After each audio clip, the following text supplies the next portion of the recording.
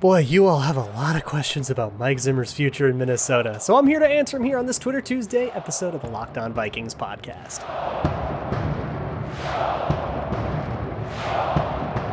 Ooh-wee!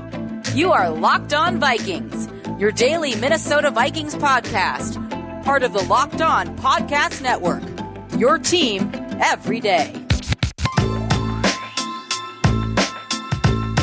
What's going on, everybody? Welcome to the Locked On Vikings podcast. I am your host, your pal, and the kid you copied off in math class. My name is Luke Braun. You can find me on Twitter at Luke Braun NFL. The show is on Twitter at Locked On Vikings. Thank you so much for making the Locked On Vikings podcast your first listen of the day. Today's episode is brought to you by Rock Auto. Amazing selection, reliably low prices, all the parts your car will ever need. Go to rockauto.com and let them know that Locked On sent you. And today is Twitter Tuesday. You all asked me a bunch of questions on not only Twitter, but you send emails, you fill out the Google form and all of that. You can always send an email to lockedonvikingspodcast@gmail.com. Send one whenever you want, and I'll get around to it. You can also fill out the Google form in the show notes. You can ask a question in the YouTube comments if you're watching on YouTube. And yes, we are on YouTube now. And you can also just send a question to Twitter at Locked On Vikings or at Luke Braun NFL. So got a whole bunch of questions here, and I just want to dive right into them. A ton of them are about Mike Zimmer. I didn't answer all of those because it gets a little redundant, but here are a couple that I think encompass the issue. And I guess the first one is the most direct. It comes from Nick Howard, who asks, if you're the Wilfs, what would the record have to be for you to make a change at head coach? And I reject the premise of this question. I don't think it's about record. I don't think it's like, well, at 2-4, yes, but at 3-3, no. I don't think that's the deal. I think a lot of it has to do with vibes, with the intangible, just the kind of way it feels. And I know that that's like kind of difficult to define and subjective, and it's not measurable, and that might make it frustrating, but I think it just is how it is. It's just how NFL teams like deal with this. The three coach firing scenarios, we experienced one of them on Monday night with John Gruden. That one is something bizarre happens off field, right? You have weird emails, the Urban Meyer situation, stuff like that. Obviously, that's not going on. The other one is you are throwing in the towel on the season. Nobody's going to do that in October, but if you did throw in the towel on the season, you would get rid of the guy. Or and you know, of course, you're not bringing him back next year and you want a head start on the coaching search, that whole thing. Or the third reason you get rid of a head coach is you aren't throwing in the towel on the season, but you think that coach is personally and specifically holding the team back. Happens a lot more to coordinators that way. I call it the Cam Cameron one because I remember a Ravens season a few years ago where they fired Cam Cameron. I believe it was Jim Caldwell got the nod as offensive coordinator, and they went all the way to the AFC Championship that year after a big offensive turnaround, kind of spurred on by the change at OC. The John DeFilippo, right, for a Vikings example. They did that in the middle of a playoff push going, okay, the offensive coordinator has gone rogue. We can't deal with this anymore. He is now holding the team back because he is insubordinate. And he didn't listen to Zimmer in one of the games where they didn't run enough. And everybody was mad about that one, by the way. I don't want to get too sidetracked, but yeah, so that's where that is. I don't think we hit that with Zimmer, unless they were to lose against the Lions, and then probably didn't matter what happened against Carolina. You're probably throwing in the towel on the season, and then you're just nuking the whole thing. But I don't think we're there yet. So that's what has to happen for me to fire Zimmer. It doesn't really have much to do with record. It has more to do with the intentions of the season and how you feel. If you still feel you have a shot, if you still feel like you can be competitive and compete for the division and all that stuff, then go for it. And you're only 2 games back right now with 13 to go. So yeah, you're a long way away from that. Or 12 to go. Skolator says, do you think Zimmer, Cousins, Spielman are all tied at the hip? What are the odds after Cousins' fairly strong start, but coupled with team sloppiness that Zimmer goes, but Cousins stays? Is Spielman's fate more aligned with that of Zimmer or Cousins? So it might be old information, but based on kind of all the reporting about this from, years and years past, Zimmer and Spielman are attached at the hip. The Wilfs have all but kind of said that when one gets extended, the other gets extended. When one gets fired, the other gets fired. They've basically told us that that's how they're. Now, would I do that the same way? I don't know, but who cares? It's the Wilfs' decision, and they kind of told us that that's how they're going to approach that. When it comes to Cousins, that's up to the new guys, whoever comes in after. If you fire Zimmer and Spielman at the end of this year, you've got this $45 million thing. A new head coach and a new GM will be hired by the time they have to make a decision about that. And that's probably the first decision that they make. And so it depends on people. We don't know who that would be yet. So it's hard to answer that question. Connor asks, when it comes to the uber conservative decisions we are seeing, what is the blame breakdown between Zimmer, Cousins, and Kubiak? So I complained a lot on yesterday's show on the game recap about conservatism in general. And I guess let me just talk about like the delineation of power as I understand it. I could be wrong here, but this is what I understand the delineation of power to be. Zimmer will give like overall ideas. He's kind of told us that he'll say, hey, let's be a little more aggressive here. Hey, let's be a little less aggressive here. But he won't like specifically mandate anything. So he's not choosing who gets targeted. He's not choosing what, between, I don't think, run and pass very much. He might say, hey, let's run a little more next drive or let's pass a little more next drive. But he's not like making that call play to play.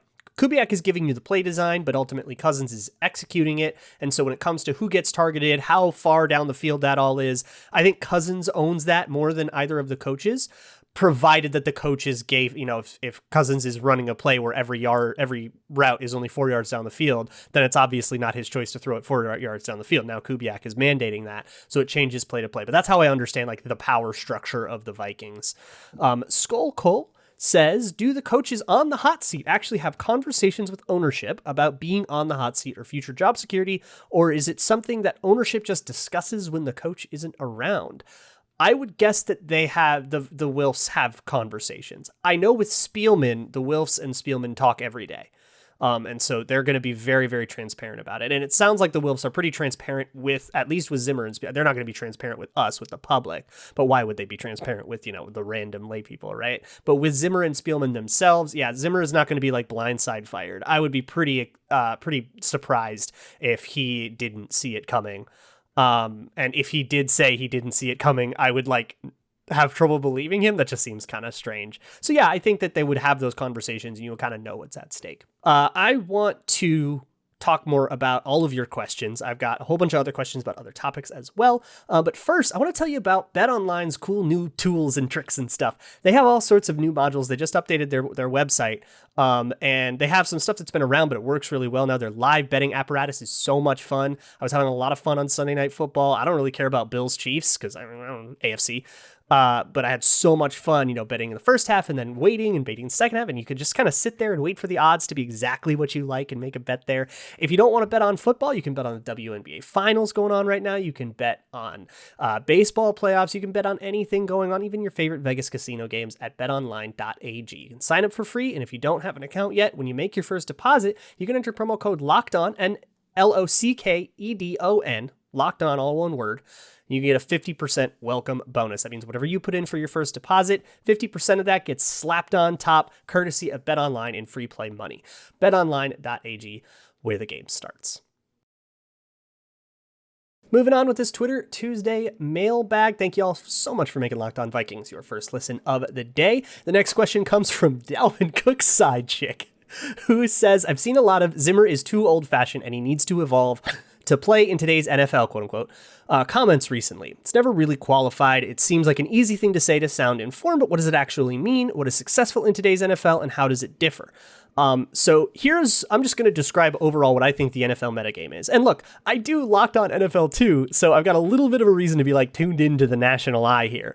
But basically my understanding of it is the old way of the NFL was cover 3, which was a really good way to combat good running games, the good old, the LaDainian Tomlinson run games and stuff, and a really good way to defend the upcoming option stuff that Colin Kaepernick was doing back in 2011, 2012, and all that stuff. That was the Pete Carroll cover 3. It took the league by storm. A couple years ago, Sean McVay, Kyle Shanahan, wide zone type schemes, these kind of updated versions of the old Mike Shanahan, Gary Kubiak, 90s Elway Broncos stuff kind of made this resurgence. The Falcons went to a Super Bowl with it. The Rams went to a Super Bowl with it. And it was a really good counter to those cover 3s. A lot of teams still run that cover 3. A lot of them have adapted, some less so. And a lot of teams have completely moved on to other stuff. And then there became the kind of 3-4 Vic Fangio tight front. Patrick Graham, Brandon Staley just got a head coaching job doing this, which is a great counter to those McVay, Shanahan wide zones. It's about the texture of the league right now. Of course, there's a lot of things. There's obviously there's option teams like the Cardinals and the Jaguars and the Ravens that all have their own thing, and every defense kind of has its counter to that. But I would say I've described most of the teams in the league by saying like those kind of two offenses, option and wide zone, and those two defenses, the Fangio kind of heavy tight front thing, and like the Pete Carroll cover 3-esque stuff.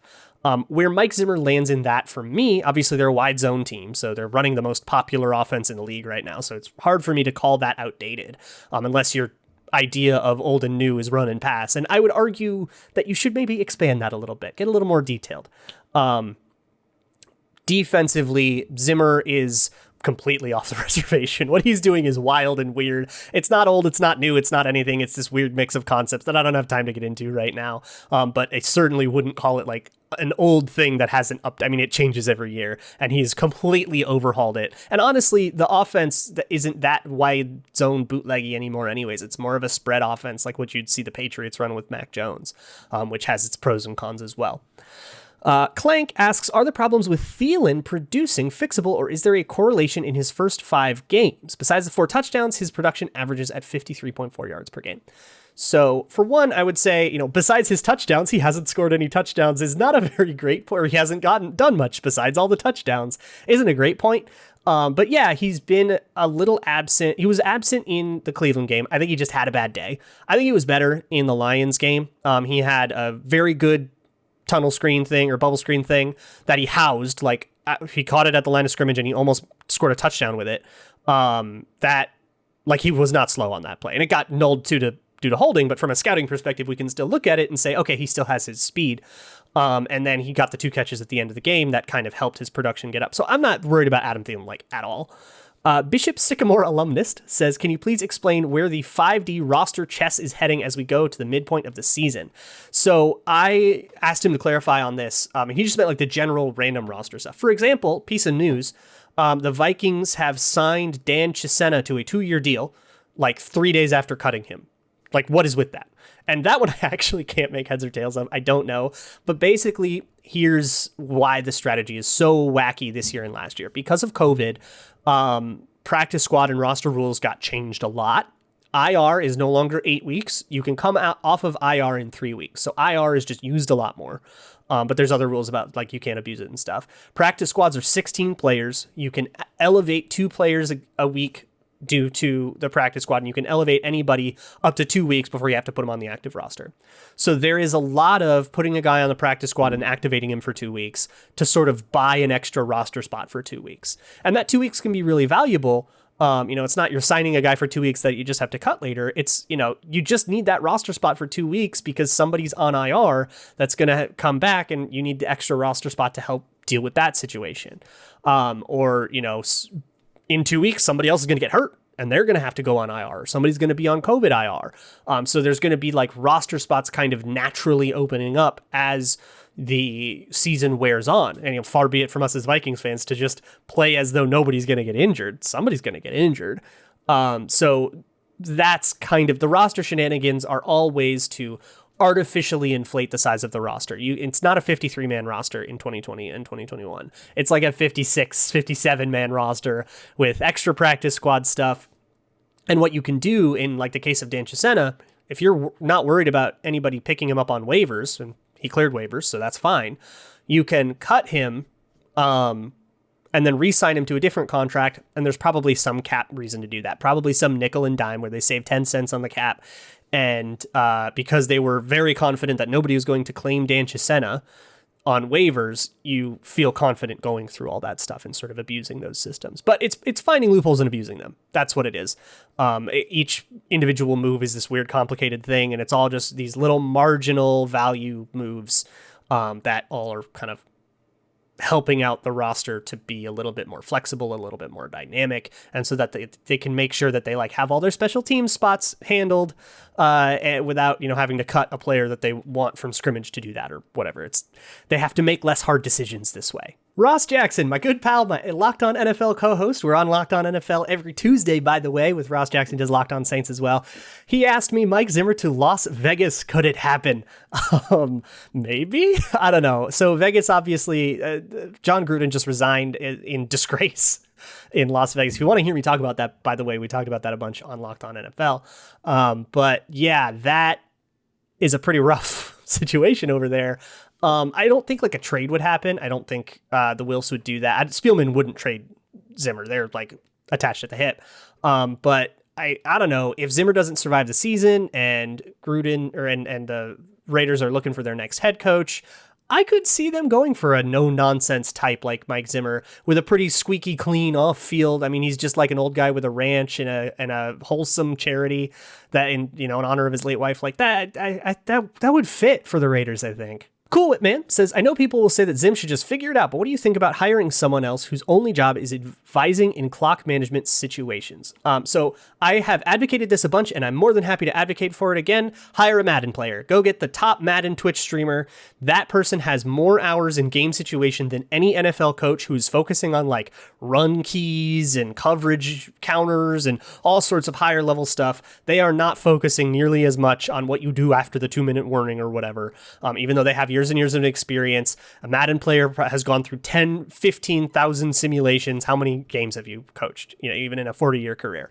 Get a Madden player and give them that job. I've always said that. I think NFL teams should do that. Some NFL teams do have like clock management specialists. I absolutely think the Vikings should do that. But it's a little bit too the world isn't ready for that yet, but it will be eventually. I've got a lot more questions I want to get to, but first, let me ask you about your windshield. When you clean your windshield or when it's raining out or whatever, does your windshield have streaks? Because that can get really dangerous, especially in the winter months, which are coming, like it or not. That can get really, really dangerous. If you want to replace your windshield, now that could get like super expensive, right? But you can just replace the blade. Go out, measure it on your car, however many inches, go to rockauto.com and get a windshield wiper blade that is that many inches. You can enter your make, your year, and your model, and you'll be sure you're getting something from a manufacturer that is familiar with your car, and you can buy it directly from the manufacturer, and you can just get the blade. None of this packaging the whole windshield in, none of this crazy install, and it's not a crazy install. Just slip off the old one, slip on the new one, and the blade will be nice and fresh, no more streaks on your windshield. You can get that and a whole bunch of other cool stuff on rockauto.com, from jumper cables to gaskets and canisters. If you're really deep and you're a super gearhead, find it all at rockauto.com. Skip the middleman, skip the body shop, skip the mechanic that's going to upcharge you, and just get the part yourself delivered right to your door. And you can buy it straight from the manufacturer, which is going to save you a bunch of money. So go to rockauto.com, and at checkout there is a How You Heard About Us section. Please let them know that Locked On sent you, because if you don't, the bunnies will blow up every credit card company until the national debt has reduced to zero. Rock Auto, amazing selection, reliably low prices, all the parts your car will ever need. Please, I hope everybody got that reference. All right, we got a bunch more questions here on this Twitter Tuesday episode of the Locked On Vikings podcast. The next one comes from Scoliosis, who says, as much as it pains me to even have to ask this, is it almost time to move on from the chef? It seems like he's always hurt or not playing to his full potential because he's playing through an injury. Please tell me I'm worrying for nothing and that we don't have to move on from Dalvin Cook. No, this is a cost of Dalvin Cook for sure. Dalvin Cook is just not going to be a perennially healthy running back. He's just going to be dinged up. He's going to miss games. You're probably not going to get like full seasons out of him. And that's okay, because he has an impact that is worth it anyways. If you get 14 games of Dalvin Cook, is like really, really valuable. And I think these Madison games have shown that. I think Madison he's gotten a lot of yards, and the run game has done well, but I think it's done well in spite of him. And I want to explain that take longer when I have more time to do it. So put a pin in that, but I have not been very happy with the way Alexander Mattison has read plays and the way that he's run and the way that he gets through like not perfect gaps and stuff. And the way that he reads and all that. There's a lot of problems with his game that just don't show up with Dalvin Cook. So I think that you don't have to worry about, like, it's not time to move on from Dalvin Cook and embrace Alexander Mattison. I think that's embracing a lot of games like this game against the Lions where they're a crappy defense and you get like 2.7 yards a carry and one long one that you happen to break because they're just so bad they still give one up. Trubisky's Burner asks, can you try to explain from the Vikings perspective the decision to run on second and long over and over, especially without Dalvin? So I don't like the second and long runs much more than anybody else, but in the best faith possible, here's what I'm going to say. We usually think of a successful play as the definitions set out, there's two definitions. There's one that's like 40% of the yards to gain on first down, half the yards to gain on second down, all the yards to gain on third down, which is more arbitrary. There's another one that's more motivated, which is, does it get positive EPA or not? But both of them are basically this kind of idea that, does it put you in a good enough situation where on average teams convert a 2nd and 5 more often than they convert a 2nd and 7. And, there's a line at which you're in a better spot than what you started with, right? Let me try to redefine it. Let me offer a third definition of success to you. It opens up more of the playbook, and everybody's playbook is going to be different, but usually in your playbook, you have passing plays that are timing routes, which means they're very precise, that should consistently get 7-ish yards, say, or 8-ish yards, or 6-ish yards. And again, everybody's playbook is different, but let's say that you have a whole bunch of plays that are really rehearsed, that you feel really confident in your offense in, that are 7-yard plays. So a 3-yard run is a successful run. No other measure is going to call that run a successful one. But 3 on 2nd and 10, and then you can run your 3rd and 7 play that your team is good at, you'll be happy with that as a coach. That's going to be my best faith interpretation. Now, I say aim a little higher if you want to ask my opinion about it. But that's probably the genesis of the 2nd and 10 runs. I don't think I love it, but at least, you got to explain it before you can criticize it, right? Stezo asks, is this sufficient evidence that defense does matter? And then linked a tweet from Sam Monson at PFF, a stat tweet that basically says, look how good the Bills defense is and look how bad the Chiefs defense is, that he did after the Bills-Chiefs Sunday night game where the Bills kind of kicked them around the table. Yeah, defense has always mattered, man. We didn't need proof. I mean, come on. You can't say a whole side of the ball doesn't matter. Defense is on the field every single play except special teams. There's always a defense. How can you say defense doesn't matter? Defense doesn't matter was always, I think, a bridge too far. Even for the spreadsheet only, Python only, I refuse to watch the game type analysts. I don't think defense doesn't matter was ever going to really catch on, because they just can't measure defense. We just don't have a great way of quantifying defense, because defense, mistakes on defense are really, really subtle. So a player tracking algorithm is not going to pick them up. Everybody is so different in how they handle defense. On one team, that guy was supposed to be on the outside shoulder. On another team against the same play, he was supposed to be on the inside shoulder. And this coverage was supposed to go here when you're on the Ravens, but when you're on the Eagles, that coverage goes to the safety and all that stuff. And it's impossible to build an algorithm that correctly figures all that stuff out.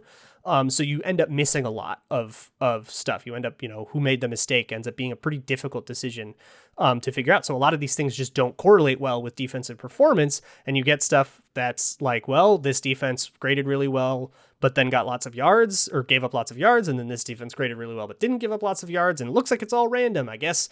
And even if you think it's totally random, the idea that, it's random, so we might as well give up on trying to get good defensive players and just let the dice roll always seemed like a great way to guarantee that you have a crappy defense. So I was never a big fan of defense doesn't matter, and you don't need to prove it to me. Defense matters a lot. In fact, it's a half of your whole team. James says, it's still early in the season, but is it safe to assume we may be onto something with Greg Joseph? He made mistakes, but when he's been presented with the same situation again, he absolutely nails it. Not anymore, because you said that. You ruined him personally, James. What's wrong with you, dude? Come on, man. Why'd you got to do that to him? Nikaka says, did the Vikings win yesterday? Who's to say? Skull or whatever says, was Darrisaw actually good, or are our standards just really low? I thought he was good on the live watch. A couple people have posted some clips of some whiffs that he had that I didn't notice in the first go around that are definitely pretty bad. I know he got a bad PFF grade. I don't really care. But yeah, he had a couple of misses. Those misses are rough, but they don't bother me very much in terms of evaluating a guy's first game. So I think he's been pretty good.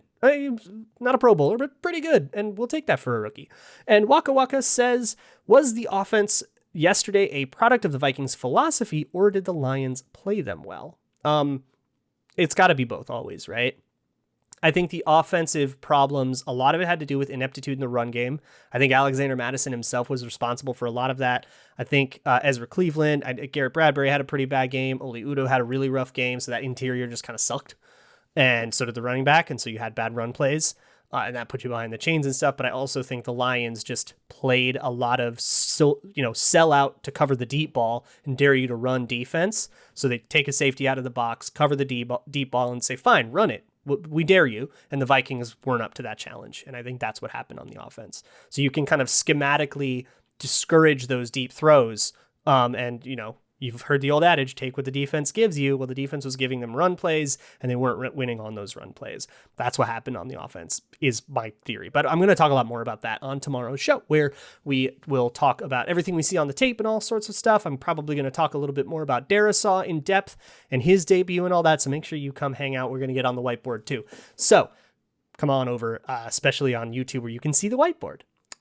Thank you so much for making Locked On Vikings your first listen of the day. For your second listen, check out the Peacock and Williamson podcast. Brian Peacock and Matt Williamson, NFL scout, doing a great job covering things from the national angle. I will see you all tomorrow with a good whiteboard episode, and as always, Skol.